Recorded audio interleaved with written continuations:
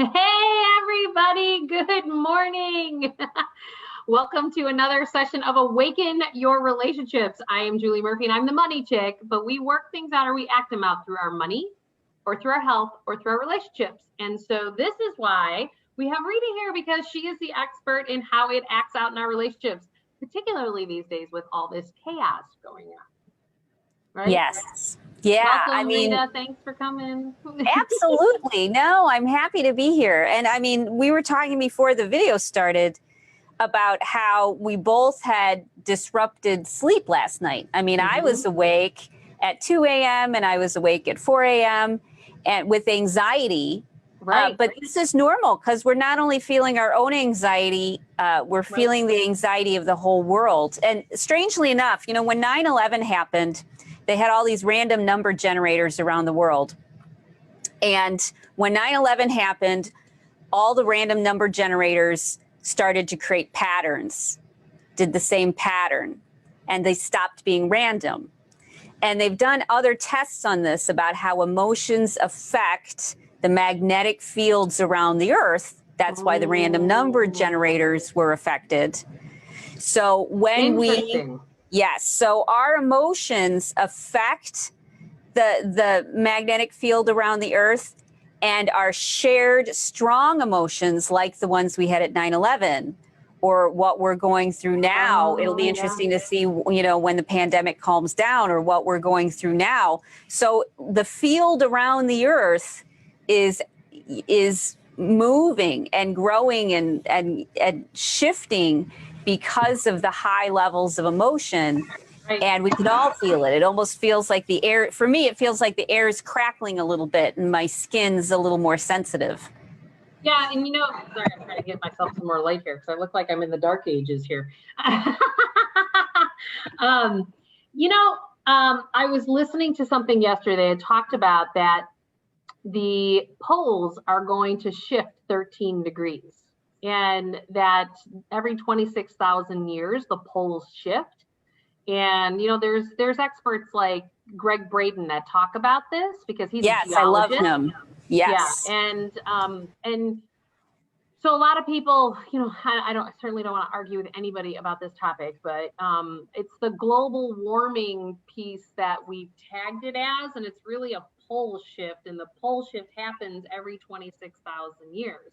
But part of the challenge that we run into is the fact that, you know, we haven't been keeping complete records over 26,000 years as human beings, but they've now pulled these layers of ice from Antarctica to prove this. So how is that relative to everything that you just said? Where it's relative is the fact that we have this pole shift going on that creates weather stuff, but it's really the magnetic force, and the magnetic pole shifts when the poles shift. So it's all correlated, and this is why things feel funky. This is why patterns are shifting. This is why we have all this chaos going on, because, you know, it used to be, I used to explain to people that, you know, just walk into like a networking event or on a date or something of that nature, and you feel the energy right when you walk into something. You know, you can feel like, do I have a good vibe, a bad vibe? Like everything has this magnetic pull because that's the nature of the earth. And we do too. I mean, we've got this field around us. We're sending off these wavelengths and picking up other people's wavelengths. It's measurable. You know, from the heart, it goes out, depending upon how strong your regulation is and how healthy your body is. You know, it can go 8 feet, 10 feet, or, you know, anywhere if you think about quantum physics. Right. And so what will happen in 2021 is as these poles shift these 13 degrees, which is where it's going to shift, it's going to create environmental stuff, you know, earthquakes, tectonic shifts, all these things. It's going to, and it ripples effects to our relationships, right? And so you're going to find yourself, this magnetic pull and force you're going to find yourself actually having conflict with those who are close to you, you know, because different people are at different levels of shifting energetically with everything that's shifting, from Mother Earth to, you know, with the magnetic pull and force, outside of Infrastructure changes. Obviously, we've got governmental stuff going on right now. There's things in the kids' educational systems that are shifting big time. The medical systems are shifting. I'm in finance. So all this stuff is going to continue. I feel like a lot of people are going, oh God, we're now in 2021. Well, you know what? The astrological charts show that this unpacking keeps happening till 2024. And it's going to be deeper levels of it that's going to continue to shake things up. So it's going to be a different bag in many respects, but it's still going to be volumes of change. And in that change and chaos, how do we keep our centers? How do we keep aligned and grounded? And like you and I were talking last night, you and I felt it all, and that's why we were up in the middle of the night. So if you're one of those people that's been up in the middle of the night, know that that's kind of normal right now. That's how we're regulating our systems. Yeah. It's like an energetic earthquake, and an earthquake, it's something deep inside, which is shifting, right, which everything else then has to adjust to it. Yep. And so the earth in and of itself is shifting, right, which means that the magnetic fields are shifting, and everyone is sensitive and a part of these magnetic fields. Birds have them in, the front so they can follow those fields. Right. It's spiders have them. Spiders actually, they balloon, they put out their silk and they balloon on the magnetic. Yeah. Exactly. On the magnetic lines, the ley lines around the earth. Not as much as with breeze. They always thought it was breeze. Yep. So we are sensitive to this shift, and it's going to challenge everybody to change their ways, because totally, the more we resist becoming whole, happy, integrated people, the more conflict we're going to be in with ourselves and with the rest of the world, because the rest of the world's gonna say, going to hit their bottom, just like an alcoholic does. The world's going to hit its bottom and say no more. You remember in the 80s, the biggest problem was apathy when it came to government. Right? And now it's like, now it's a lot of activity. Yes, now everybody's armed to the teeth and they have their cannons out and they're pointing at their neighbor across the street. Oh, yeah, it was interesting. I couldn't even read everybody's fighting on Facebook yesterday. I was like, oh, because what needs to go in all of our relationships, whether it's personal or employer, the duality and polarity needs to go.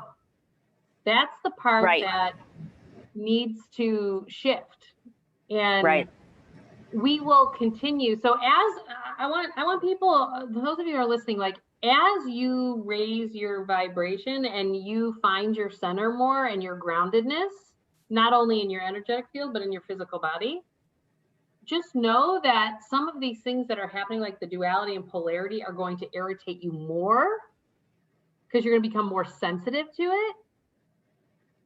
So just be aware that to stay in your center and not get pulled and dragged into it. I've got a couple of relationships in my life that, boy, gosh, the test is, she keep coming. And I'm just like, oh, there he goes again, and now I can see it and be like, I'm not playing the game anymore. I can't, and it's just like, yeah, no, thanks.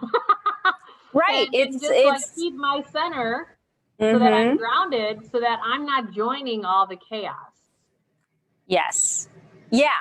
But, and the challenge is, though, is we have to go through that internal chaos, because what's happening is, women who've suppressed their rage their entire life, now they're unpacking that too. We're not just becoming love and light, we're unpacking the generations of suffering that we've been carrying, and it's coming out, right, it's coming out, and we can speed it up, by doing the trauma tools that I teach everybody, by doing those things, we can speed it up, but it's going to happen anyways.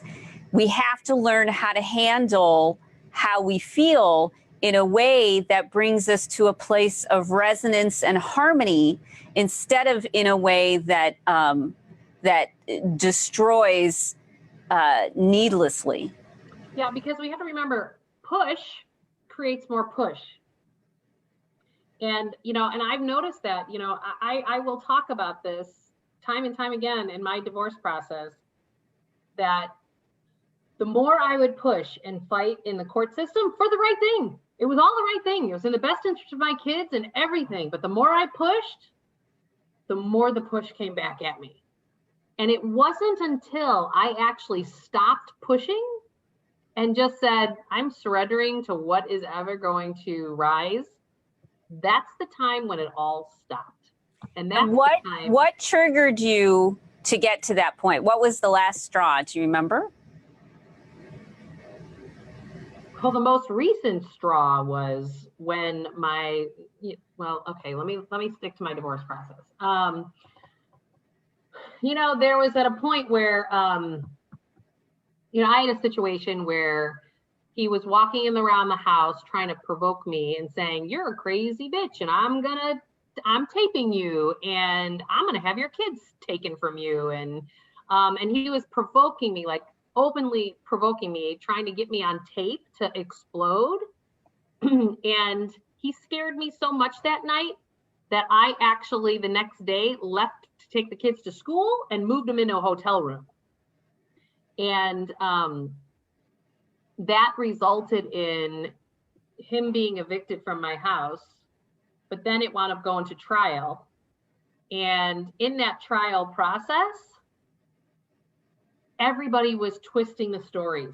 Like I couldn't even believe, like I had a neighbor who that night took one of my children into her home because she wouldn't give him back to his dad, because could tell that he was emotionally off and he always takes it out on our oldest. And to watch the attorneys twist and make her look like the nosy, crazy neighbor, as opposed to the person who's actually just trying to help a kid that she's witnessed his dad go after.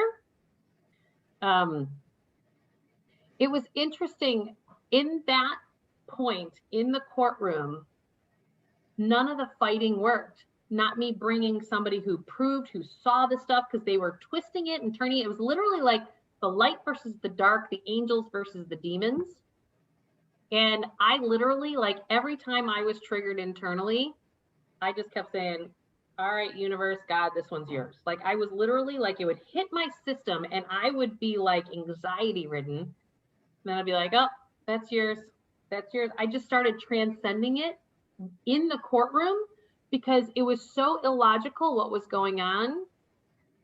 I couldn't even fathom like how and why it was all unpacking the way that it was. You surrendered.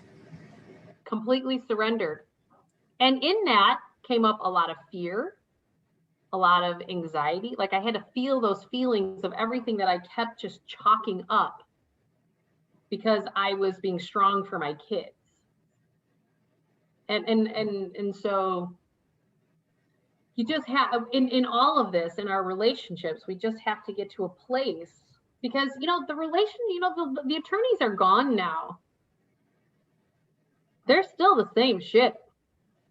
They're still the same micro attacks, right? And I continually have to transcend it and not plug into it. And it's really important for all of us when it hits us and we're triggered to just go, can't go there, can't go there.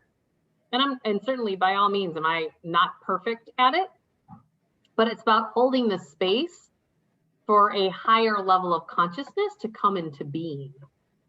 Because right, and sometimes that higher level looks like feelings of rage and feeling overwhelmed, because sometimes that's sort of the message that needs to be sent. I mean, we as a country have encouraged and supported the polarity and the fanning of the flames of all of our citizens. We haven't looked out for our neighbors. We haven't made sure that it was fair for people. We've gone after other people and judged them and called the police and, you know, sent them back to their reservation or whatever. We've done this.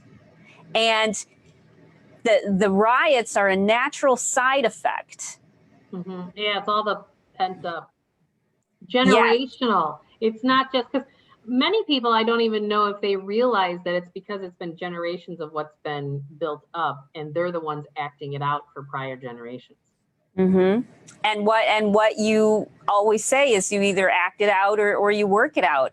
And so, you know, the riots are representations of all of us. Yeah. All of the feelings that we're not handling well. And right. Except this group of people are acting it out. Right. But maybe other people are acting it out in their personal relationships, you Absolutely. Know, attacking their partner, or they're acting it out being passive aggressive or drugging or alcohol or sex or shopping. I mean, they're doing that. Yep. And all of those are acting it out. We need to honor and love and respect ourselves and calm ourselves down, take responsibility for our own feelings, and then we're working it out. That's the difference. Well, and we have to remember that everything is energy, and we are 100% energetically all connected. So when you do your work and you work on you in raising your vibration and keeping your level of calm and your level of sanity, then that holds the grid for those who are very chaotic, so that it holds it so that it can come into being. Right. And I always tell people that it's like, you know, you're flying into, I live in Chicago, so you're flying into Chicago at night. Chicago's a good city to see the energy grid. You see all the lights. Like, that's all of us as people. We are all energetically in that grid. And by you doing your piece, your self-love, your self-care, and keeping yourself level and not plugged into the matrix of everybody's crazy, right? Then you're holding the space for everybody else to come on up, because the evolution's happening. It's not that it's not going to happen. Like, the question is, and I have said this for years, and it's funny, like, I never knew why I coached people financially like this, but now it all came together, because I'm like, oh, this is why. Because we can shift our lives without calling in a crisis. You know, years ago, I did some work with Carolyn Mace, and she wrote a great book called Anatomy of the Spirit. And she talked about, she's like, you know what? This is what us humans do. We call in the crisis, and because she sees it on the health side, you know, she's like, we called the crisis in, this is what happens, and voila. And then you get sick, you get the cancer, and then you have this profound experience, and it jars you to your core, and then you finally shift your life. Well, we don't have to actually create the sickness. We don't have to do that anymore. The key is to catch it faster and faster and faster. There's 2 points. There's regulated and there's dysregulated. And your heart can be regulated, your brain can be regulated. It's a harmony, it's a hum, it's a music, it's an orchestra. Yeah. Or we can be dysregulated, which is where nothing's communicating with each other very well, and you feel like the weight of the world is on your shoulders. Right. And we all have the ability to regulate ourselves, but nobody's known how in a way that was, you know, efficient. It was always like, well, if I'm going to find balance, I have to go do a sweat lodge. Well, I only do those once a year. You know, it's not rational for the life that we live anymore to do many of those traditional ways of finding balance. Mm-hmm. Now we have to have these shortcuts for finding balance, and we have to know how it works, because we have to get on the ball and stop allowing ourselves to sit in these dysfunctional situations without dealing with what's causing it in the first place, which is the divide, the dysregulation our nervous system has and our heart has and our brain has. And it's interesting, you know, I started to talk up to my kids and I'm like, well, you have an unregulated nervous system right now. And they're like, I know I'm on. And they're like, and I still laugh because my kids are like, okay. And then they sit there and they do their havening like you've taught me to do. Go to the corner and haven. I've taught my children to do that. And then like I've even watched them now start doing it without me sometimes because now they're learning to regulate their nervous system. So it feels good. It feels good. It does. Well, who wants to be hijacked on a nervous system standpoint? Nobody wants to be hijacked. It feels terrible. Yeah. It feels horrible. I mean, it gives you an adrenaline high, like a rush to lift up a car. But once you're done, you're depleted and exhausted and empty and spent, and nobody likes you, you know, that because is so true. Because you were crazy. Yeah. And we all go through it. We all have our version of that. Mm-hmm. We do. We do it different ways. That's those 5 personality types we've talked about before. Right. You know, how we handle it. We either get angry or we dissociate or we people please. Yep. Yep. That's so true. Oh, well, and this is really about us loving ourselves enough to be able to actually take it to the next right step for our own personal lives, which then will help raise the collective. Right. And I'd say it's about also respecting ourselves enough. Women, for the most part, have put ourselves on the bottom of the heap. I was watching the movie Incredibles last night. Incredibles 2. I love that movie. And the main female character, you know, was being highlighted. She was going to be the star for a while. And her husband was going to stay at home and take care of the kids. And the first thing she would always ask when she called was, how are the kids? Is everything doing okay? Is everything all right? It took like, 10 minutes into their phone conversation of checking in on everything else for her to say, I had a great day. Oh my God, this was so amazing. I'm so excited. And what has to happen is we have to stop martyring and sacrificing ourselves for some weird religious, dogma that was probably created by men, and is patriarchal and ego-based. Right. And, we've bought into that, and that's what keeps us in the suffering. Mm-hmm. We have to stop buying into that lie. No more. No more. And you know what? Because if we don't, we will call in the crisis. Yes, exactly. That's what I want those of you who are watching, I want us to be very, very clear that if we don't willingly detach from the chaos, raise our own personal vibrations, you will create disease in your body, i.e. coronavirus. This is a virus that is like, if you are strong internally health-wise, it can't get you. I'm still floored how we are not talking at all about building our immune systems. It's not being talked about anywhere. I'm really perplexed. I'm not in the health field, but I am certainly perplexed as to why aren't there videos and shows and all these other things talking about how do you boost your immune system? Why aren't we pushing this? Why aren't these public service announcements? Why don't we have stars on TV saying we need to be doing this? This is what's actually annoying me right now when I look at it in the moment. Why aren't all the good people out there beating the drum saying we have to do better? We need to do better. I'm going to do better. Right. We have to figure this out. It's like everybody's left the fields and hid behind their doors. Well, and I think it's so much bigger than masks and staying home. It's way bigger than that. And these riots today are the crisis that we've called in because we didn't listen to the physical crises.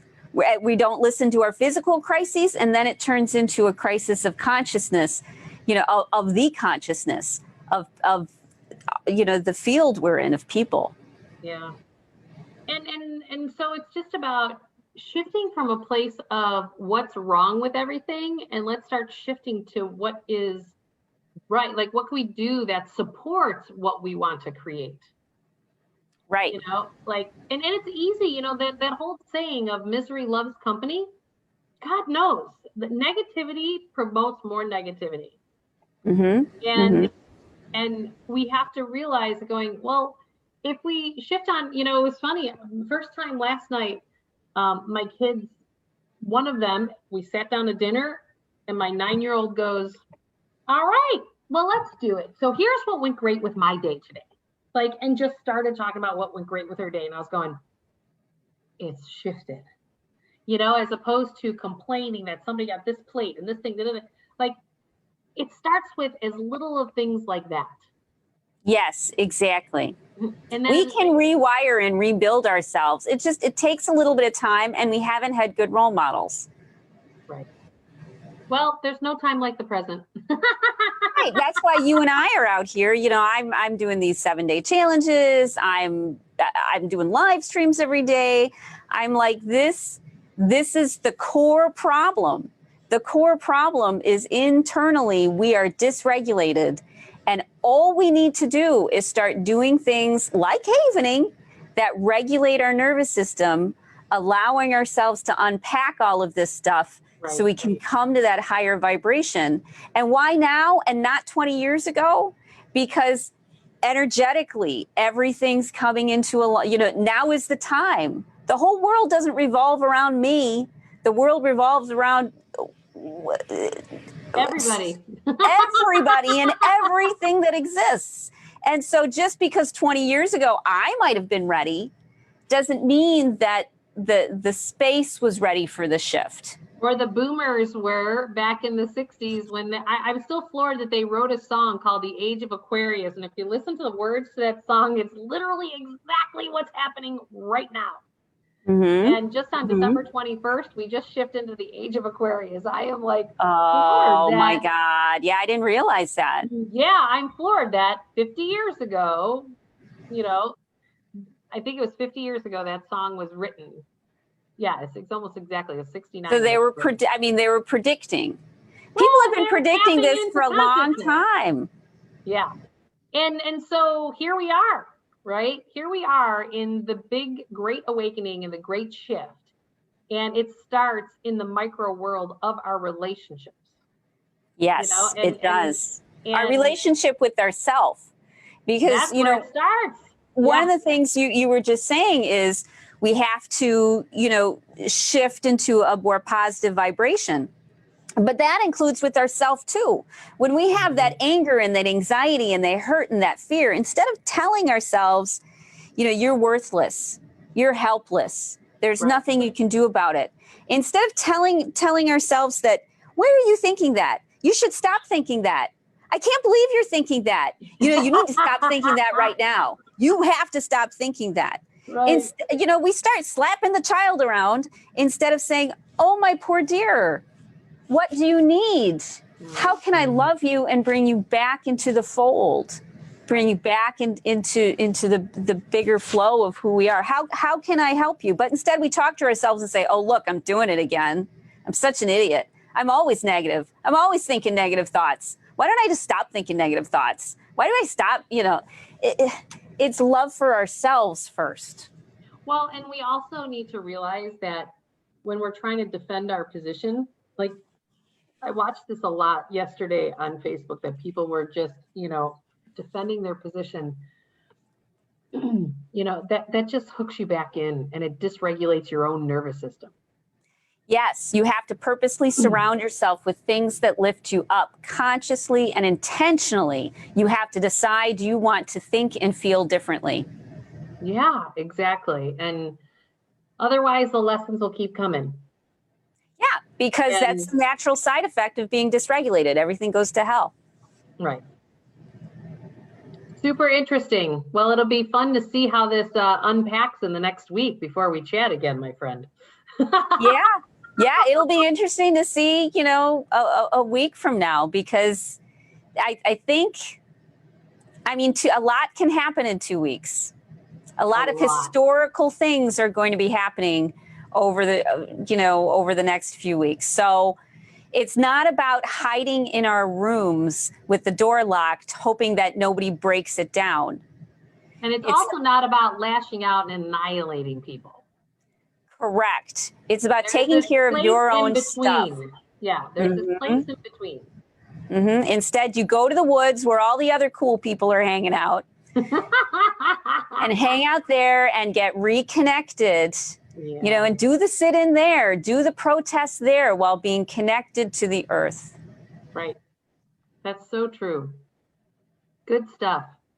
Good stuff. Well, Rita, how can people find you? Because, you know, if you need help with your relationships, I've not met anyone better than Rita. Like, she knows it and how it lands in your body, and she's the one that can get you past the hump. If you're in, because God knows, mine was probably as worse of an experience that you could probably have had. And I'm sitting here telling the story because we're on the other side of it. And right. And we can't do it by ourselves, that's for sure. No, we need the support.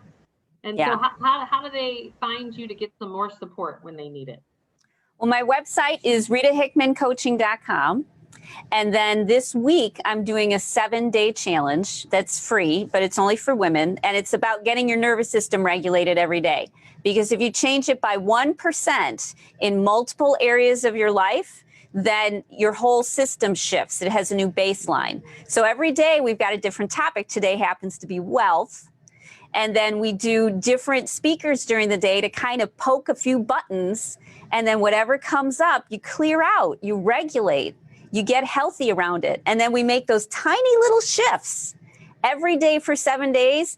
And they all work together. It's like adding fertilizer and water and whatnot. So look for me on Facebook, Rita Hickman and Friends Challenge. You can still join. And I would love to see as many women really start this year off in the striking a chord for love and peace and respect for ourselves and for each other. And I will echo that when we do that, more money actually then shows up in your world. That's how it's correlated to money. Yeah, money is just the result of the energy that you're putting out in the world. And we've never really looked at money from that perspective. But it's time for us to really start to unpack that understanding that money shows up because it's energy, just like anything else. And whatever you are energizing is what you are then manifesting. And financially speaking, when I find that people are not, like if you're in relationships that, and it can be employer relationships or personal relationships that are not feeding your heart and soul, then you have blocked off abundance. You have blocked off prosperity coming to you on some level. And so as an example, my business had a net profit that was 400% less 3 years ago than it is today after getting out of my relationship. The profitability has gone up 400%. And I just became more of who it is that I am. And I aligned more with doing the work that fed my heart and soul and bringing in other people in my company that wanted to do the same and aligning all that. So it happens. I'm living proof of it. And I can give you 1,000 other clients I've worked through over the last 25 years. And you just have to know it's an option. And it starts with you and loving yourself and getting into relationships that feed your heart and soul, whether it's personal, employer, family. Family doesn't have to be blood. Doesn't have to be. I have an amazing, beautiful soul family. Well, as a blood-related family, but there's different components. Well, I am super grateful that everyone has decided to join us. And if we can be of any help, you know, RitaHickmanCoaching.com, JulieMurphy.com, we are here to help. And if any of you would actually like for us to help you through and coach you through, we can bring you on live. And just absolutely. Just let us know. Send us a note. We are here to help, because if you're it's like that whole thing with kids in a classroom. If you're having this issue, I guarantee there's 50 other people watching this that have the exact same issue. And the question is which one of you are going to have the courage to say, Julie, Rita, I'd like you to help and unpack mine live so that we can then help thousands of others. So yes. Let us know who would like our help, because we are here. Yes. Absolutely. We are here to be of service. That this is our calling. You know, this is what we do. For sure. Beautiful stuff. Well, thank you, Rita. Appreciate Thanks, another Julie. beautiful week. We will Yes. talk to you all next Thursday.